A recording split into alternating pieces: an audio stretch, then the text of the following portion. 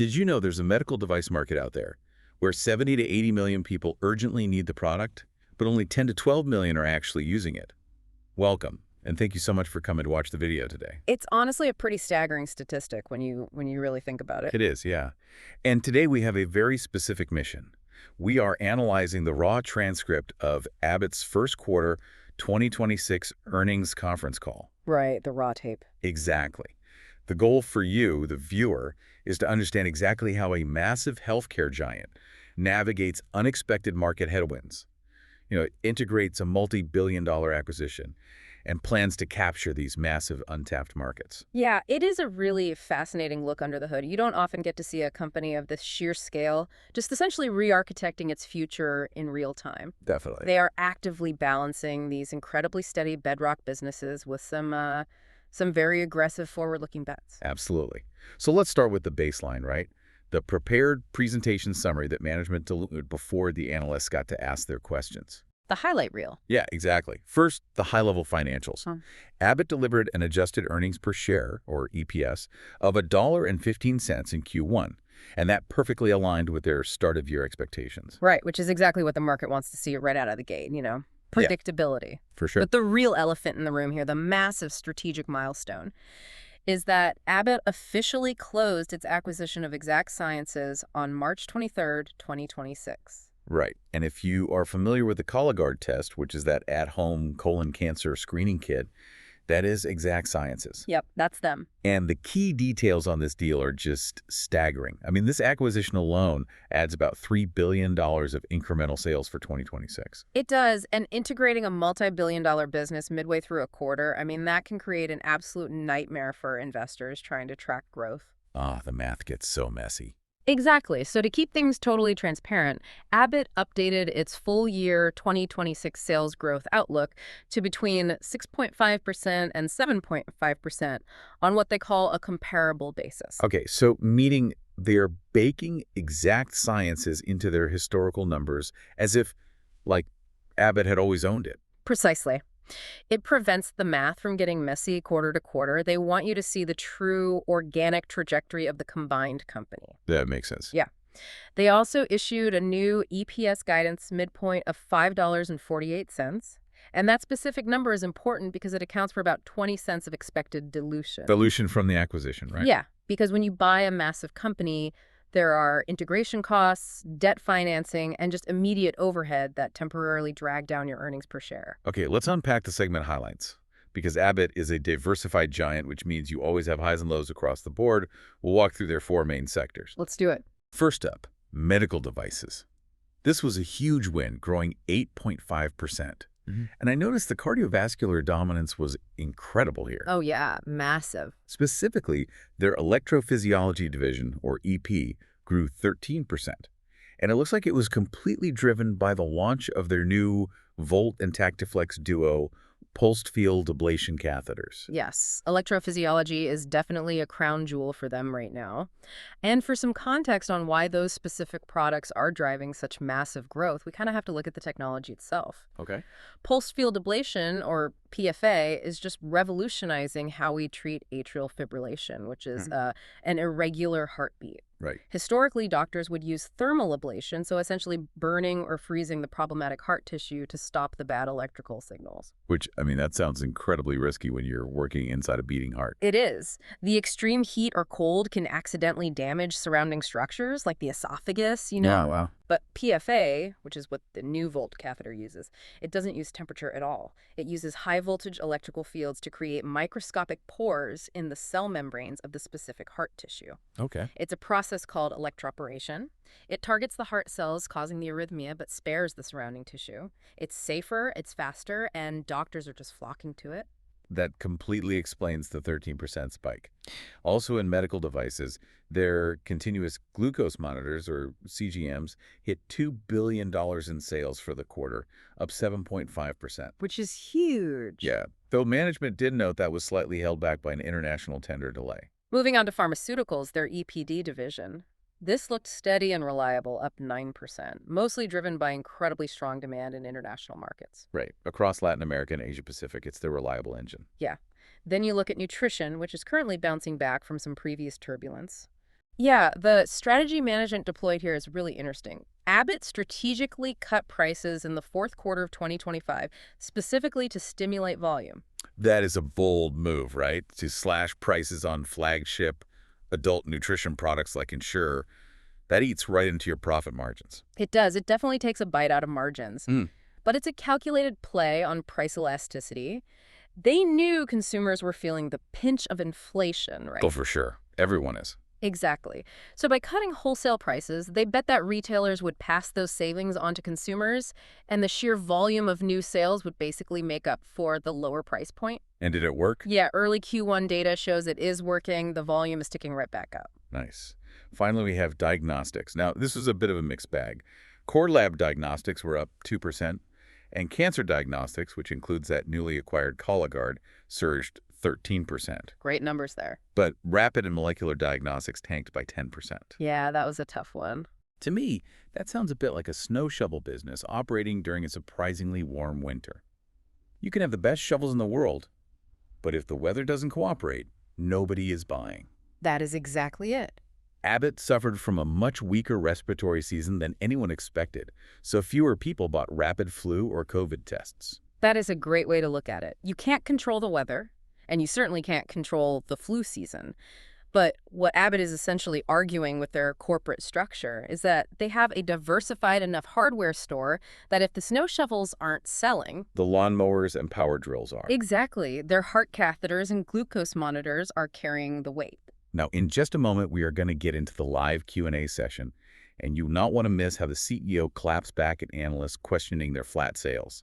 But before we get to the best part, if you're finding this breakdown helpful, please take a second to click like, share the videos, subscribe to the channel, and stay tuned for our upcoming content. The Q&A is really where you see management's feet held to the fire. It's always the best part of these calls. Exactly. Hey. Let's dive into part 2, the Q&A session breakdown. Wall Street analysts are rarely satisfied, and right out of the gate, David Roman from Goldman Sachs pushed CEO Robert Ford on the philosophy behind the newly updated guidance. Right. He essentially asked if Abbott had fully de-risked their outlook, or if there were, hidden downsides lurking in the shadows. And Ford took this head on. He emphasized that baking exact sciences into the BRIS numbers wasn't a trick. It was entirely about transparency. Right.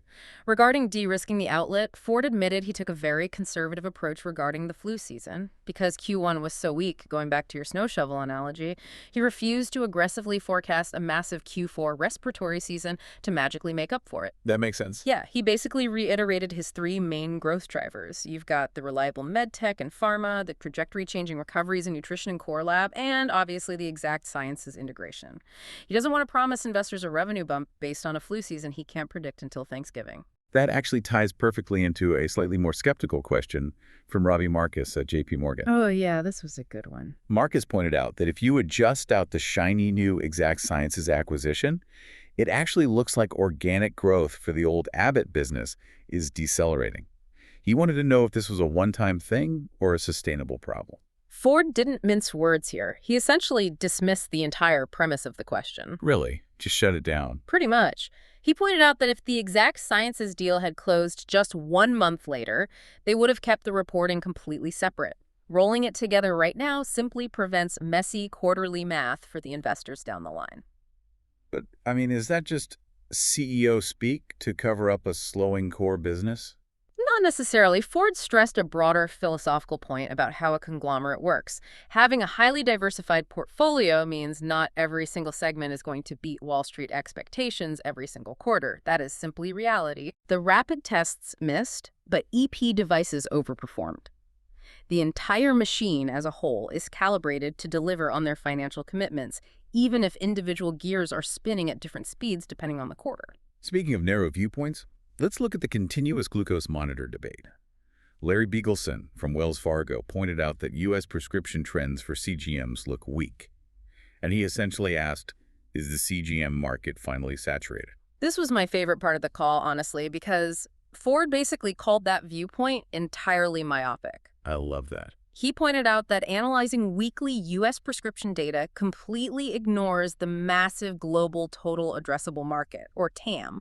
I have to jump in here because Evaluating the entire global diabetes market Right. based solely on weekly U.S. prescription data, that's like trying to predict the entire global economy by looking at the sales receipts of a single grocery store on your corner. Mm. It completely misses the broader picture. That is spot on. Ford laid out the staggering math on this. There are 500 million people with diabetes globally. Wow. Right. And by Abbott's estimation, 70 to 80 million of those people urgently should be on a CGM right now to manage their health, but only 10 to 12 million actually are.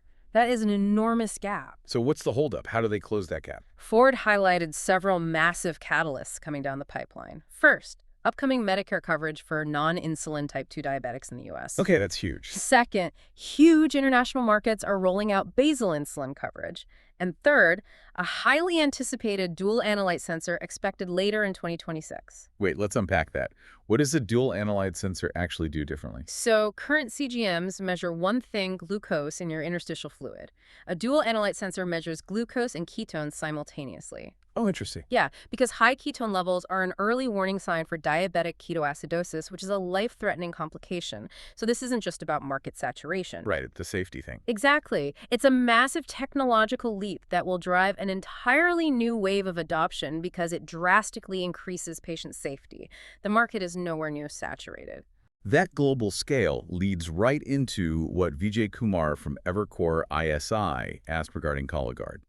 He wanted to know how Abbott plans to sustain the mid-teens growth of Cologuard, and if there is, like, an international angle, and is there upside to the guidance? Ford is incredibly bullish here. He noted that the market is vastly underpenetrated. I mean, there are 50 million Americans right now who are not up to date on their colon cancer screenings. 50 million. That's wild. It is, and Ford explained the underlying mechanics of why Cologuard is so vital. There is a massive physical bottleneck in the traditional healthcare system.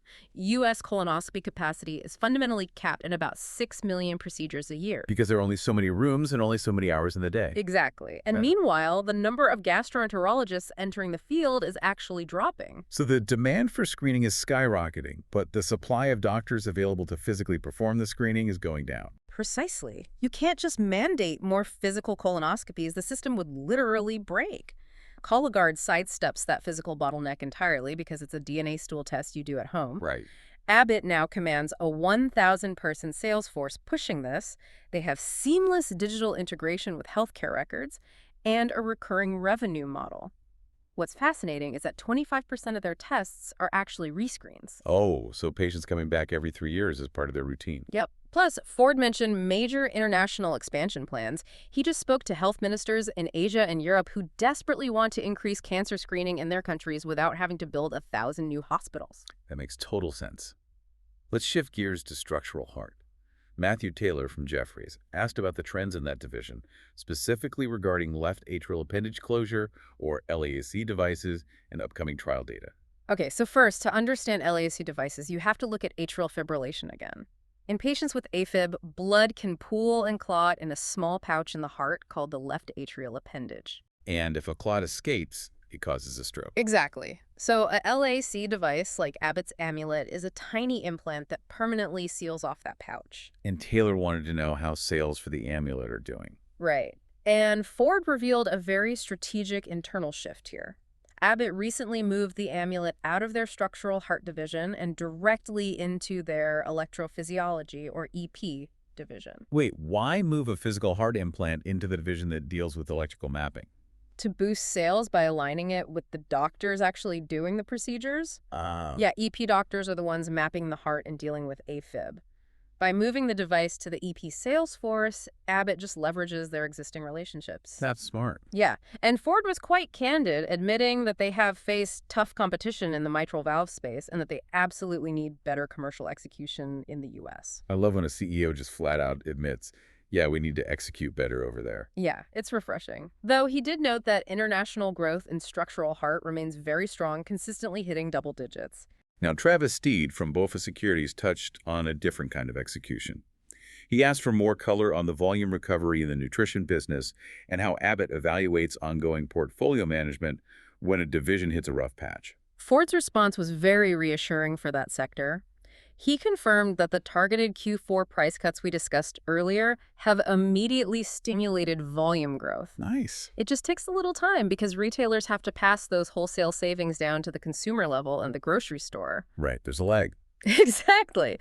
Regarding portfolio management, Ford noted that he evaluates every business unit constantly with the board of directors. But he was adamant about one core philosophy. Which is? They will never make long-term strategic decisions, like selling off a division entirely based solely on near-term transitional challenges. They play the long game. Good to know. Next, Joanne Wunsch from Citi zoomed way out to the macro level.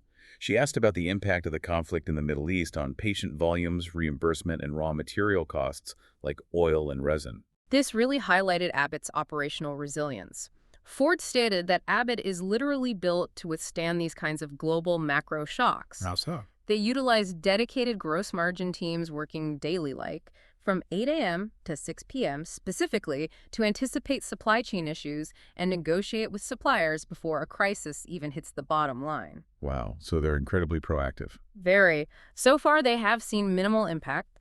There are definitely logistical challenges in securing shipping lanes, and they occasionally have to charter cargo planes to get the product into the region, which requires holding slightly higher inventory locally. Sure, that makes sense. But crucially, despite all the geopolitical noise, they have seen absolutely zero drop-off in actual patient demand or hospital reimbursement in those regions. Going back to the tech, Josh Jennings from TD Cowen wanted to dig deeper into the electrophysiology franchise, specifically the new Volt product launch, and Abbott's view on overall EP market growth. So Abbott is currently doing a limited market release for the Volt catheter in the US and the TactiFlex Duo in Europe. A limited release, so they're testing the waters. Exactly. This controlled rollout helps them gather deep clinical insights before a full-scale commercial launch. And the feedback so far is spectacular. Physicians are specifically praising Volt's ability to be used with conscious sedation. Wait, why is conscious sedation such a big deal compared to general anesthesia? Because it completely changes the economics and throughput of a hospital clinic. General anesthesia requires an anesthesiologist, a longer recovery time, and it just carries higher patient risks. Right. If a doctor can use the Volt catheter while the patient is only lightly sedated, the procedure is faster, the patient goes home sooner, and the hospital can treat more people in a single day. That's a huge operational advantage. Massive. Looking at the bigger picture, Ford expects the total EP market to grow in the mid to high teens, and he fully expects Abbott to grow even faster than the market by the end of the year. Okay, final question. Marie Thabot from BTI asked about the core laboratory business trajectory by geography, specifically regarding China's volume-based procurement, or VBP, headwinds. Right. To understand this, you kind of have to know how VBP works in China. The government essentially acts as a massive bulk buyer. Okay. They tell medical companies, we will guarantee you millions of patients, but you have to slash your prices by 60%. Ouch. That absolutely guts your profit margins initially. Yes, it does. In China, Abbott's core lab sales were completely flat in Q1. Now, flat might sound like a disappointment, but Ford actually considers it a major victory. Why is flat a victory? Because last year, sales were dropping 15% to 30% every single quarter as those VBP pricing policies took effect. Flat means they have finally stabilized the ship and absorbed those price cuts. Ah, I see. And how is the rest of the world doing in core lab? The U.S. market is remarkably strong with high single-digit growth. They have a 90% plus contract renewal rate and an impressive 55% win rate on brand new business against competitors. That's solid. Yeah, and Europe is also steadily growing in the mid to high single digits. So, zooming out, let's get a high-level wrap-up of everything we've just unpacked from this incredibly dense earnings call. Yeah, when you synthesize the core themes of the prepared presentation and the rapid-fire Q&A, this earnings call tells the story of a diversified healthcare giant in a very calculated transition. Right. They are relying on their incredibly consistent medical device innovations, like their EP catheters and dual analyte sensors and their pharma arms, to provide a rock-solid financial bedrock. And at the exact same time, They are aggressively integrating exact sciences because they see the physical limits of the current healthcare system, right? Yeah, They want to completely dominate the future of at-home cancer screening. exactly. And all the while, they are methodically repairing the temporary soft spots in their nutrition and rapid diagnostics businesses. It's really a masterclass in sustaining the core while buying into the future. Thank you all so much for coming and watching the video today. If you enjoyed this breakdown, please click like, share the video, subscribe to the channel, and stay tuned for our upcoming content. And I want to leave you with a final thought to chew on. Considering the staggering bottleneck we discussed in physical procedures, like hospital colonoscopies, and this massive strategic shift toward incredibly accurate at-home tests like Cologuard, alongside wearable, continuous dual analyte monitors, Yeah. are we looking at a rapidly approaching future where the hospital comes directly to your living room before you ever actually get sick?